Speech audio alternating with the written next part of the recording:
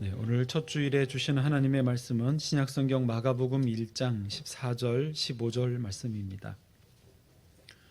마가복음 1장 14절 15절의 거룩한 하나님 말씀을 제가 다 봉독해 드리겠습니다.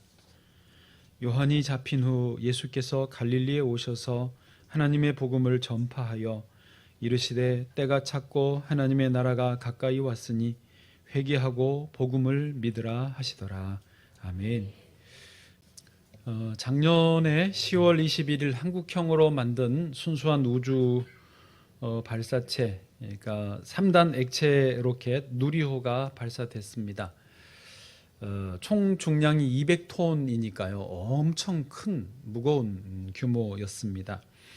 그런데 누리호가 발사하고 1단계 그리고 2단계까지는 성공적으로 진행이 됐는데 마지막 3단계에서는 엔진의 그 연소가 총 221초를 진행이 돼야 됐는데 46초 일찍 꺼졌습니다.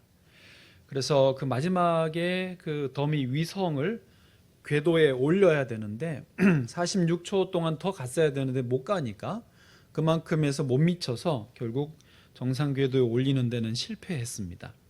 그래도 발사 직후에 그 전문가분들은 이건 우리 기술로 해서 이 정도는 대단하다. 그래서 절반의 성공이었다라고 평가를 했습니다. 이제 실패한 그 원인이 계속 그동안 분석이 됐고 엊그제 발표가 됐습니다.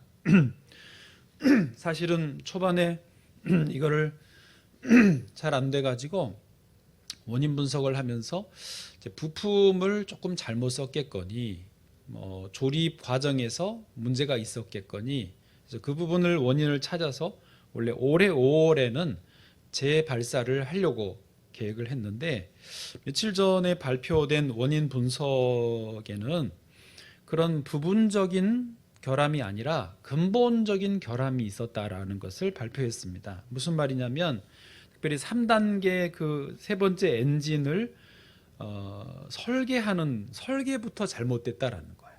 그러니까 구조를 애시당초 설계할 때 배치 자체가 잘못됐고 그걸 조립했을 때까지도 누구도 몰랐고 발사하고 나서 거기서 이제 안에서 그게 일찍 꺼졌다는 거죠.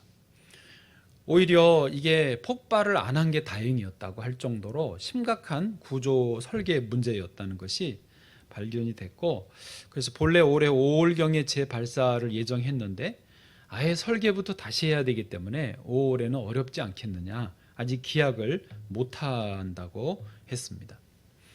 저는 이 뉴스를 들으면서 정신이 번쩍 났습니다. 제 안에 경각심이 일어나더라고요. 왜냐하면 우리 삶도 우리 가정이나 교회나 국가나 우리가 하시는 사업이나 모든 추진하는 일들도 그럴 수 있습니다. 이게 부분적인 지엽적인 문제면 열심히 하면서 보완할 수 있습니다. 성실히 노력하면서 그걸 채워갈 수 있어요. 개선해 가면 됩니다. 그런데 근본 구조 자체가 잘못되어 있다면 열심히 한다고 되는 게 아닙니다. 열심히 할수록 손해나는 것이 근본 구조의 문제인 것이죠. 우리의 가정과 교회와 기업이나 국가의 근본은 우리 특별히 그리스도인들에게 근본은 예수 그리스도의 복음입니다.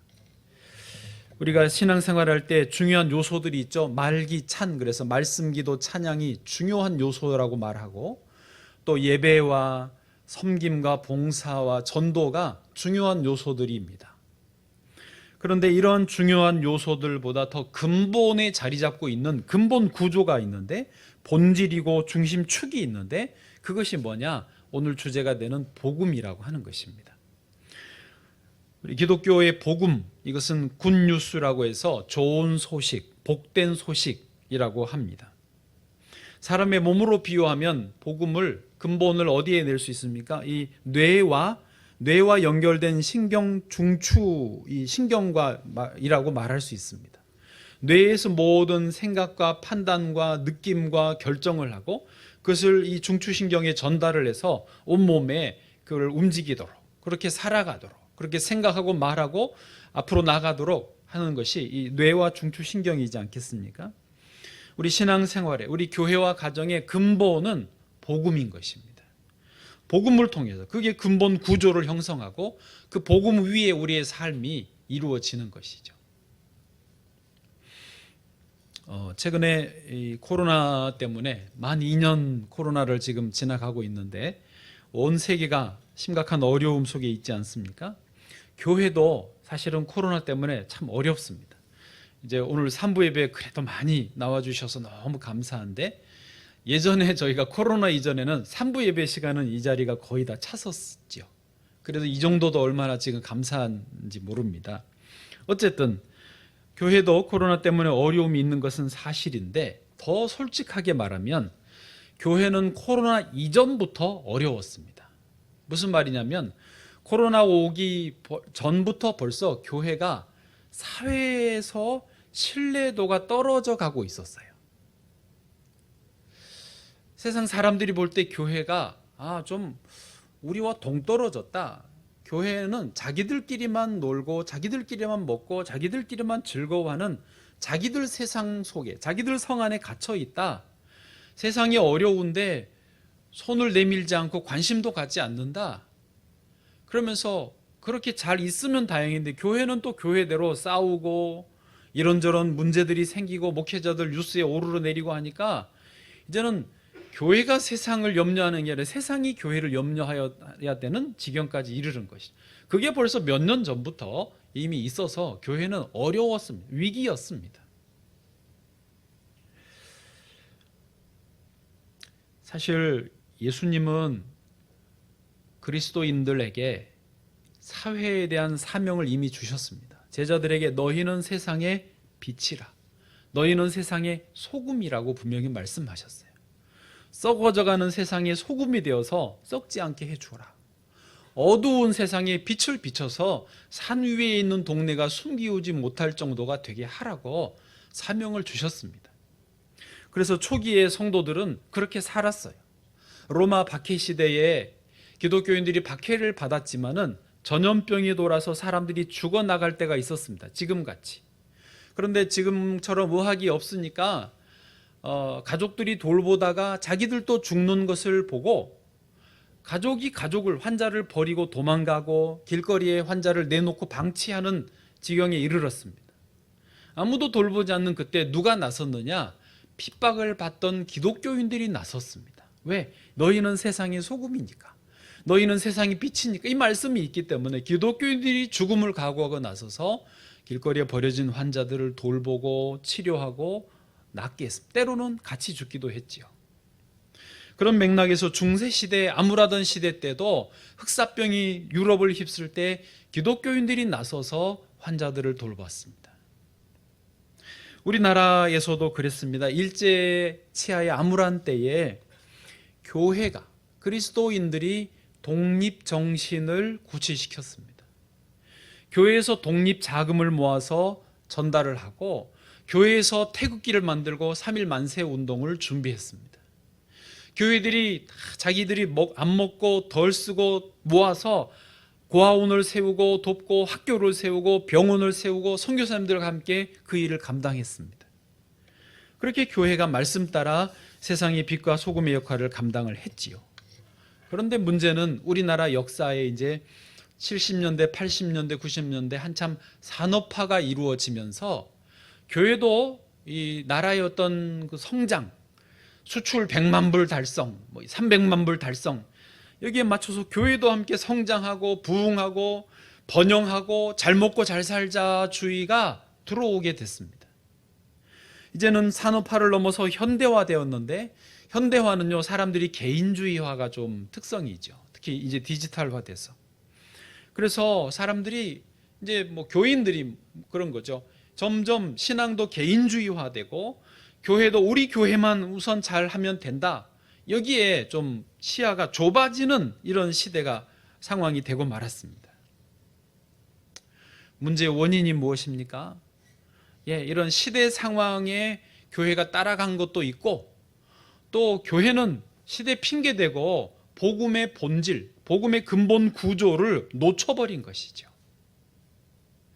분명히 너희는 세상의 소금이고 빛이라 하셨는데 우리는 교회의 불만 비치고 있는 것이죠. 그런 의미에서 올해 표로 정한 게 복음으로 교회를 새롭게 세상을 이롭게가 참 좋은 표입니다. 아주 적절한 기가 막힌 표입니다. 이 표는요, 저희가 단독으로 지은 게 아니라 저희가 속한 통합 교단에서 정한 주제입니다. 복음으로 교회를 새롭게 세상을 이롭게. 말씀드린 대로 저희 교단에서 다른 교단들도 다 마찬가지지만 코로나 이전부터 교계의 위기가 온 것을 이미 이제 다 알고 이거 어떻게 이걸 해결해 나가고 돌파해 나갈 것인가 고민하고 연구하고 기도하고 토론하고 또 고민하고 연구하고 기도하고 토론해서 내놓은 게 이겁니다. 그래서 저희 교회로는 교단표에 항상 같이 가는 건 아닌데 이번에는 이게 너무 잘 맞고 또 우리에게 꼭 필요하고 잘 만들어져서 이번에는 교회 표로 그대로 차용을 합니다. 또 이게 얼마나 이 광고 카피로도 좋은지요. 여러분, 이 교회를 새롭게 세상을 이롭게 요거를 작년 9월에 롯데에서 이 카피를 썼어요. 우리 걸 베낀 건지 우리가 거기 걸 베낀 건지 확실하진 않지만 우리 교단 연구위원들은 롯데가 베꼈다 주장을 합니다. 그러나 소송은 안 하시는 것 같아요. 교회가 뭐 그럴 필요는 없죠. 그런데 롯데가 우리도 작년 9월에 발표했는데 롯데도 작년 9월에 카피를 새로 냈어요. 롯데 보시면 찾아보세요. 오늘을 새롭게 내일을 이롭게. 비슷하죠? 새롭게 이롭게를 갖다가 썼어요. 이렇게 말해도 됐는지 모르겠지만 하여튼 같이 쓰고 있어요. 여러분, 그만큼 지금 올해 이 표가 좋고 말만 번지를 한 게 아니라 내용도 너무너무 지금 꼭 필요하고 이건 표로 그치면 안 돼요. 실제로 이렇게 돼야 돼요. 안 그러면 소망이 없어요. 교회 소망이 없고 그리스도인들에게도 소망이 없습니다. 이렇게 돼야 됩니다. 그래서 제가 이제 새해가 들어서 이 표에 대해서 첫 주일 원래 설교하는데 이번에는 1월 내내 이 표 관련해서 설교를 하려고 해요. 이 주제를 계속 잡고 여러분 표를 한번 보시면 여기도 있는데요. 세 가지 개념이 나옵니다. 첫째 복음, 둘째 교회, 셋째 세상. 그래서 복음, 교회, 세상 요 세 개념을 좀 가지고 계시고 그래서 복음으로 교회를 새롭게 하자, 세상을 이롭게 하자. 요게 그냥 딱 이해가 되시죠? 누구나 들어도 이해될 수 있는 표고요. 그렇지만 이제 조금 더 이게 내면화되기 위해서 오늘은 이제 첫째 복음에 대해서만 말씀을 좀 나누도록 하겠습니다. 자, 오늘 본문 14절, 15절을 한번 같이 소리내서 읽으시죠. 시작. 요한이 잡힌 후 예수께서 갈릴리에 오셔서 하나님의 복음을 전파하여 15절 이르시되 때가 찼고 하나님의 나라가 가까이 왔으니 회개하고 복음을 믿으라 하시더라. 아멘. 예수님이 사역을 공생에 시작하시면서 제일 먼저 선포한 메시지, 그러니까 예수님의 첫 번째 설교가 복음이었어요. 때가 찼고 하나님 나라가 가까이 왔으니 회개하고 복음을 믿어라. 그래서 복음이 예수님의 첫 번째 메시지예요. 오늘 그 메시지를 조금 좀 설명을 드리고 우리도 주님의 음성이 각자에게 들려지기를 원합니다. 자, 오늘 이 복음에 대해서 세 가지로 본문 안에서 말씀을 나누겠는데 첫 번째는 회개가 먼저이다는 것입니다. 해보세요. 회개가 먼저다. 회개하는 것이 먼저다. 아멘. 그리고 회개는요, 우리 신앙의 출발이 됩니다. 여러분, 사실 새해가 되었는데 2022년도 오늘 첫 주일, 신년주일이라고 예배를 우리가 함께 드리시지만은요, 묵은 때를 벗기고 새해를 맞아야 새해가 새해입니다. 죄를 회개하고 죄 사함을 받고 새해를 맞아야 모든 게 새로워지는 것입니다. 만약에 마약 중독자가 있다고 생각해 보십시오. 알코올 중독자, 심각한 알코올 중독자가 있다고 생각해 보십시오. 어떤 우리 자녀가 게임에 중독되어 있어서 청소년이 지금 정신을 못 차려요. 밤낮 컵라면 먹고 게임방에서 게임만 하고 있다고 생각해 보십시오. 도박 중독자가 빠져서 돈 있는 대로 도박만 한다고 생각을 해 보십시오. 자, 이런 중독에 빠져 있는 분이 새해를 맞았다고 해서 그게 우리가 생각하는 그런 의미의 새해가 되겠습니까? 오히려 새해에 더 삶이 심각해질 뿐이죠. 더 암울해질 뿐이죠. 빚만 들 수 있고 인생이 더 피폐해질 수 있고 청소년이 소망이 없이 다른 길로 더 빠져갈 가능성만 높아지는 게 새해 아니겠습니까?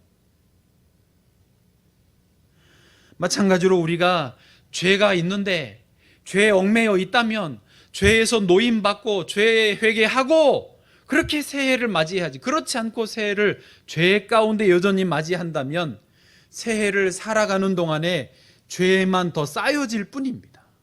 죄라고 하는 악순환의 바퀴가 점점 더 커지고 내가 나를 감당할 수 없을 만큼 내 삶을 짓누르는 그런 문제에 봉착하게 되는 것이죠.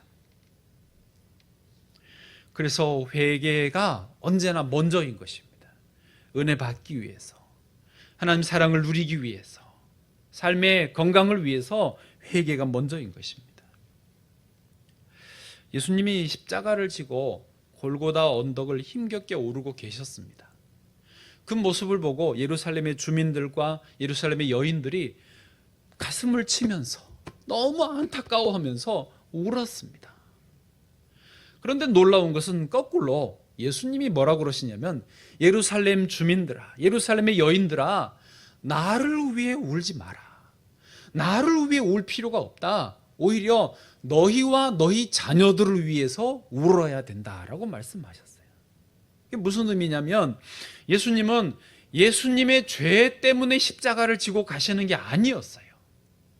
예수님은 아무 죄가 없으신데 우리를 위해서 그 예루살렘 사람들의 죄를 대신해서 십자가를 지고 가시기 때문에 이게 당장 고통은 고통이지만 근본적으로는 문제가 아닌 거예요. 문제는 뭐예요? 자기의 죄가 있음에도 없는 척, 아닌 척, 괜찮은 척, 좋은 척 하면서 나 괜히 남 신경 쓰는 예루살렘 주민들이 문제인 거죠. 예루살렘이 그 죄 때문에 무너질 것인데, 예루살렘이 그 죄 때문에 멸망당할 것인데, 그 안에 있는 예루살렘 주민들이 죽을 것이고 그 자녀들이 영원히 미래 없이 죽고 말 것인데 빨리 회개하지 않으면 망하는 것인데 그거를 모르고 나를 위해 울 필요가 없다라고 말씀하신 거예요. 누가복음 23장 28절에 보시면 끝에요, 예루살렘의 딸들아 나를 위하여 울지 말고 누구를 위해서? 너희와 너희 자녀를 위하여 울라라고 말씀하신 거예요. 저는 이것이 오늘 새해 첫 주일에 우리에게 주시는 주의 음성인 줄로 믿습니다. 베드로는 예수님의 수제자였지만 3번이나 예수님을 부인했고 저주까지 했습니다. 그렇지만 정말 죽일 죄를 졌죠. 그런데도 감사한 것은 새벽에 닭 울음소리를 듣고 그 닭 울음소리에 정신이 번쩍 나서 주님 앞에 펑펑 울면서 통곡하고 회개하였습니다. 그래서 베드로도 살았고 우리가 아는 위대한 사도 베드로가 된 것이죠. 바울은 예수 믿는 사람들을 박해했습니다. 다메섹까지 박해 체포영장을 가지고 쫓아가다가 예수님을 만나는 체험을 합니다. 그리고 그날 그 순간으로 바울은 돌아섭니다. 그래서 핍박자에서 전도자로, 나중에 순교하기까지 예수 그리스도를 사랑하고 헌신하게 된 것입니다. 여러분, 우리가 죄가 얼마나 무서운지는 나름대로는 아실 것입니다. 죄가 매여 있으면 안 된다. 아무리 해도 이거 구조의 결함이기 때문에 이건 안 된다는 것을 경험으로 아실 것입니다. 그럼에도 불구하고 아무렇지도 않게 별일 없는 것처럼 괜찮겠지, 뭐 이렇게 어떻게 되겠지, 좀 대충 수정해서 살면 내가 좀 더 열심히 살고 노력하면 되겠지 라고 가면서 간다라는 거예요. 그러면 안 되는데요. 우리는 회개가 먼저여야 합니다. 예수님이 십자가에서 흘려주신 눈물, 그 사랑의 눈물, 희생의 눈물, 우리를 위해 안타까워하시면서 나를 위해 울지 말고 너희와 너희 자녀를 위해 울어라 하면서 흘려주신 그 눈물들을 모아서 내 영혼을 그 주님의 눈물에 담궈야 합니다. 내 영혼이 주의 눈물에 담겨져서 죄의 보혈로 사함을 받고 죄 씻음을 받아야 됩니다. 그리고 영혼이 얼마나 맑아지는지 새로워지는지 경험해야 될 줄로 믿습니다. 회개 그러는데 회개를 그러면 뭘 어떻게 해야 됩니까? 회개의 핵심이 뭡니까? 궁금하실 수 있습니다. 회개의 핵심은 이겁니다. 내가 내 삶에 하나님 자리에 앉아 있는 그 자리에서 내려오는 거예요. 그리고 그 자리에 하나님이 하나님으로서 자리하시게 하는 것, 그게 온전한 의미에서 회개입니다. 세례요한이 와서 회개의 세례를 베풀었습니다. 사람들이 요단강물에 완전히 잠기게 하고 죄를 씻게 하고 다시 꺼내 주었습니다. 그러면서 자기가 주인 되려고, 내가 왕이려고 했던 그 자리를 내려오는 것, 그게 회개의 세례였습니다.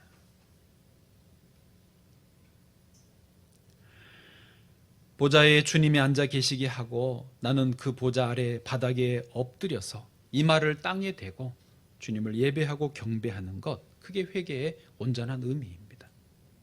토마스 아켄피스는요, 주인님 나를 깨트려 주옵소서라고 고백을 합니다. 그 책으로, 제목으로 책이 나왔어요. 그 책에서 아켄피스가 고백합니다. 주님, 나는 날마다 죄를 짓습니다. 주여, 그러니 나는 날마다 오직 주님의 은혜로 죄의 사함을 받고 하루하루를 살아갑니다. 자신은 주인이 아니라는 거예요. 주인님이 따로 계시다는 거예요. 하나님이 주인이에요. 그래서 주인님 인정하고 나를 깨트려 주옵소서. 내 어떤 고집, 내 아집, 내 자기의, 나만이 잘한, 나는 지금 문제없다라고 하는 그런 그릇들을 계속 깨트려 주시고 내가 죄인으로 주 앞에 죄 사함 받고 날마다 그렇게 살아가게 하옵소서. 시편 7편 12절 말씀 같이 읽어보실까요? 저도 참 큰일이에요. 이런 말씀이 요즘에 눈에 막 들어와요. 큰일 났어요. 시편 7편 12절입니다. 같이요. 시작. 사람이 회개하지 아니하면 그가 그의 칼을 가시며 그의 화를 이미 당기어 예비하셨도다. 아멘. 사람이 회개하지 않으면, 자기가 계속 주인의 자리에서 있고 돌아서지 않으면 어떻게 된다고요? 하나님이 그의 칼을 가시며, 슥슥 가시면서 회개 안 하지? 무서운 거예요. 슥슥 칼을 가시면서 너 계속 그렇게 갈래? 그러시는 거예요. 활을 활시에 당겨놓고 하나님이 계속 그렇게 있을래? 그러시는 거예요. 무서워요. 진짜 무서워요. 그 다음에 14절을 보시면은요, 14절 시작. 악인이 죄악을 낳으며 재앙을 베어 거짓을 낳았도다. 아멘. 여기서 악인이 누군 줄 아십니까? 뉴스에, TV에 등장하는 그런 아주 나쁜 사람, 낙인 찍힌 그런 분들이 악인, 그분들은 들킨, 명확하게 진짜 나쁜 짓 하고 드러난 악인이고요. 여기서 성경에서 악인은 뭐냐면 드러나지 않은, 들키지 않은 죄인이에요. 그러나 회개하지 않은 사람을 말하는 거죠. 다 죄인인데 내가 죄인인 줄 모르고 사는 사람이 여기 악인이고요. 그런 악인은 계속 하는 것마다 죄를 낳아요. 말하는 것마다, 생각하는 것마다, 행동하는 것마다 죄를 낳아요.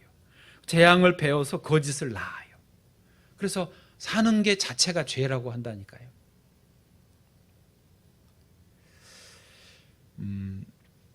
회개 설교하면 다 부담스러워요. 듣는 것도 힘드시고 설교하는 저도 사실은 막 그렇게 재밌지는 않습니다. 그렇지만 여러분, 영적으로 이 시간 조금만 한번 생각을 해보세요. 영적으로는 회개를 생각하고 고민하고 또 이 스스로를 하나님 앞에서 내가 그래 죄인이지 깊이 영적으로 인정하게 되시면은요, 경험하실 거예요. 내 안에 기쁨이 회복이 됩니다. 영혼이 뭔가 묶인 것에서 풀리는, 새가 올무에서 벗어나서 다시 하늘을 날 수 있게 되는 것처럼 자유함이 다시 찾아옵니다. 그게 회개의 놀라운 능력이에요. 저도 회개를 사실 지난 몇 개월 하나님이 계속 압박을 하시고, 기도원도 지난번 갔다 왔지 않습니까? 그때도 그렇고 계속 하나님 저를 깨트리시고 회개하게 하시는 거예요. 여전히 성경을 보면 이런 구절만 눈에 들어오는 거예요. 회개만. 그런데 감사한 것은, 신비한 것은 제 영혼이 더 밝아지는 거예요. 자유로워지는 거예요. 즐거움이 회복되는 거예요. 예배를 드리는데 예배가 너무 귀하고, 찬양을 부르고 여러분 찬양해 주시는데 아름답다 저 동산 하는데, 그게 음악적으로도 너무 좋지만 가사 한 소절 한 소절이 내 영혼의 감동으로 다가오는 거예요.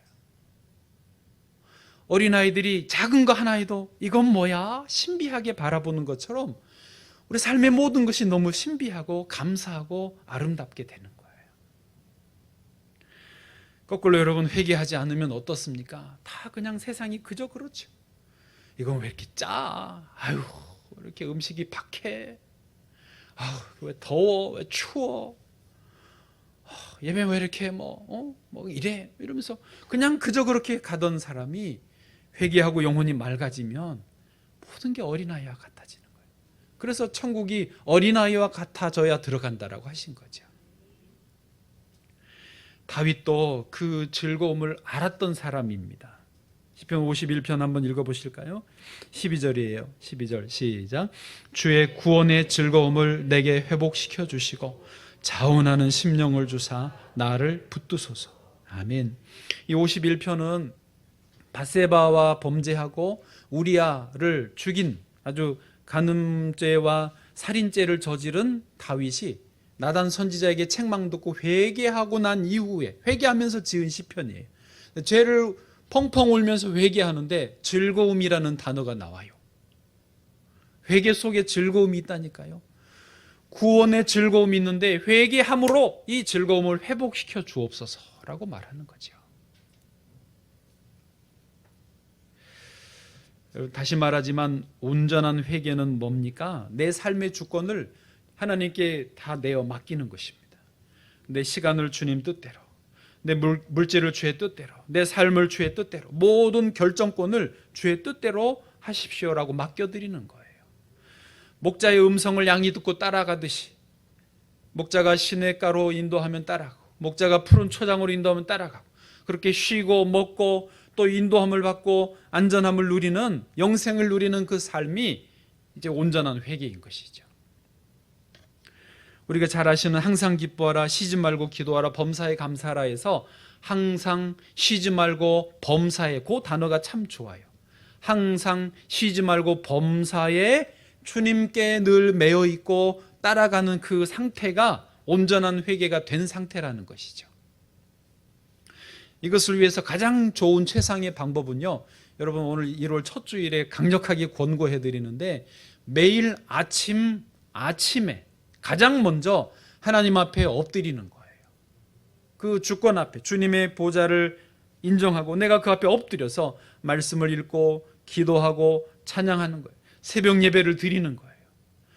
하루 다 내 맘대로 살고 저녁에 엎드려서 주여 오늘 하루 죄송합니다, 이거보다는 하루를 먼저 주 앞에 엎드려서 오늘 주의 뜻대로 인도해 주십시오 라고 하고 그 뜻대로 하루를 사는 게 최상의 상태입니다.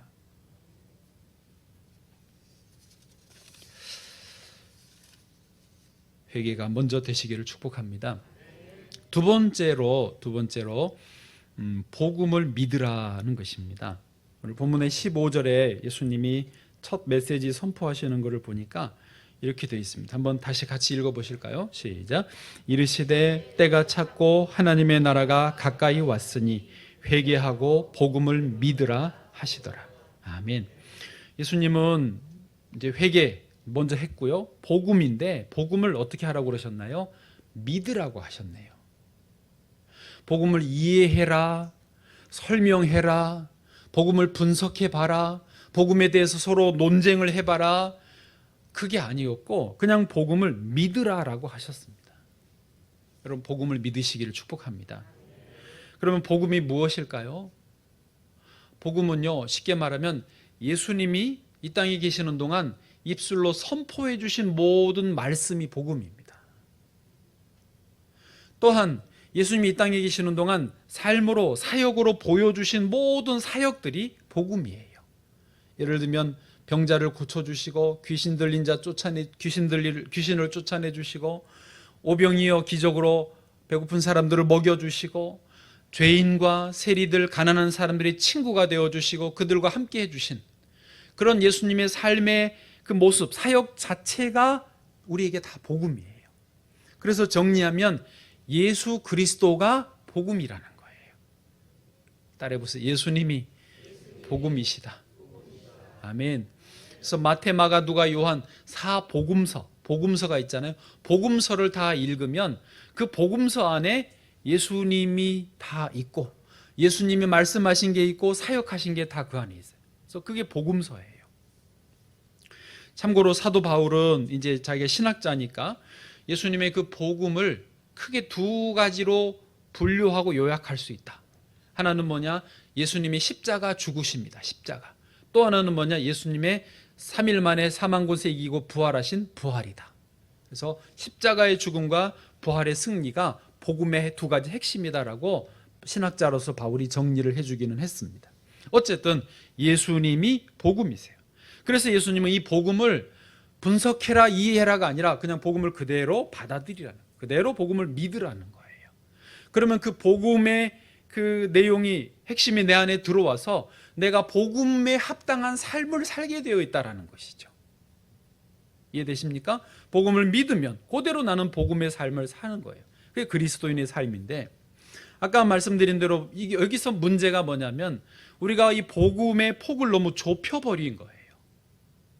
이유 불문하고 복음이 이제 신앙생활이 뭐냐? 예수 믿고 구원받고 우리 집과 우리 자녀들이 복받고 잘 되는 것, 천국 가는 것까지로만 복음을 좁게 이해해 놓은 거예요. 예수님은요 그런 분이야. 그렇게 작은 분이 아니신데 스펙트럼이라는 표현을 합니다. 복음의 스펙트럼으로 하면 온 우주를 덮을 수 있는 주님의 그 광대하심이 있는데, 그 예수님을 복음을 믿었는데 받아들였는데 복음을 이렇게 축소시켜가지고 요것만 신앙생활이더라고 좁혀놨다는 거죠. 한 비유로 미국 백인교회에서 옛날에요 현관 앞에 No Dog, No Negro라고 팻말을 써놨답니다.